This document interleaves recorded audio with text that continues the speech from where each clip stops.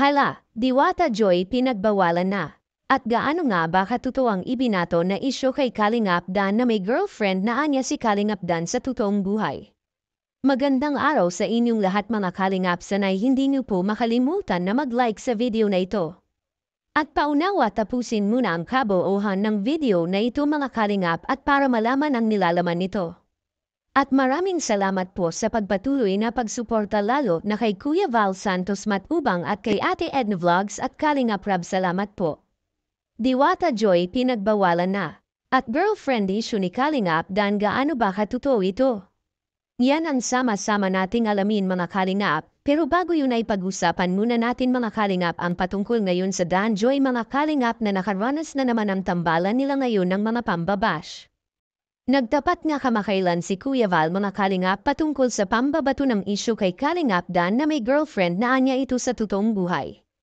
Ngunit nilinaw po ni Kuya Val sa lahat ng mga supporters at sa mga naniniwala sa Dan Joy na wala pong ibang girlfriend si Kalingap Dan kundi si Diwata Joy lamang.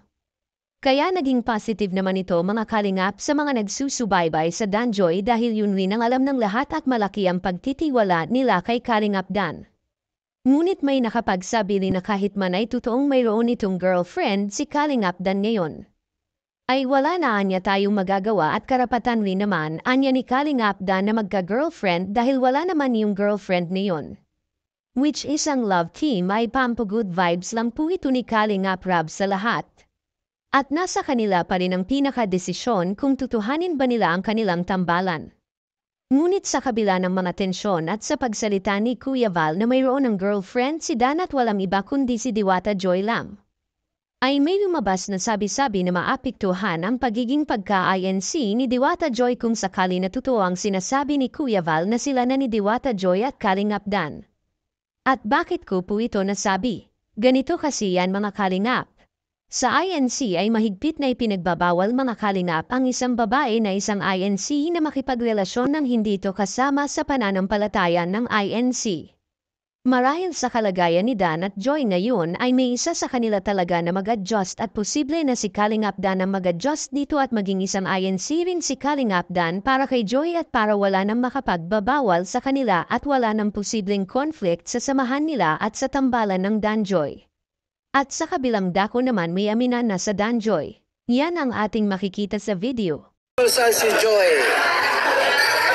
Nasa school po si Joy. Nag-aaral pa po. Ganun kasi pag ang ating Joy Diwata po kahit gabi nag-aaral. Oh. Ganyan sa kasipag po, no, na matupad ang kanyang pangarap. Kahit gabi na po, ay walang tigil ang kanyang pag-aaral. Kahit madaling araw po, nag-aaral yun. Napakasipag po ni Joy Diwata. Oo. Dan Joy, walang iwanan, walang aminan. Dan Joy forever. Ano naman yan, ha? Dan Joy, walang iwanan, walang aminan. Dan Joy forever.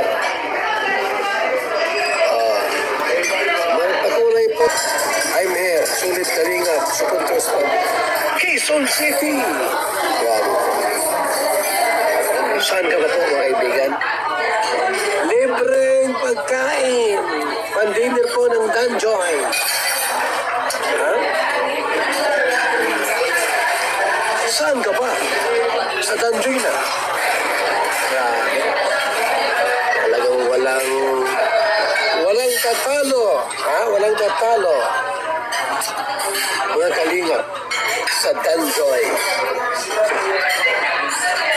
Grabe ang kilig. Hanggang alangala. Ha? Grabe ang kilig po. Hanggang alangala ang kilig ng Dan Joy mga kaibigan. Oo. Pagka ikaw po kinilig, ay talaga naman. Grabe ang tawa nyo po pag kinilig kayo sa Dan Joy forever. Walang aminan.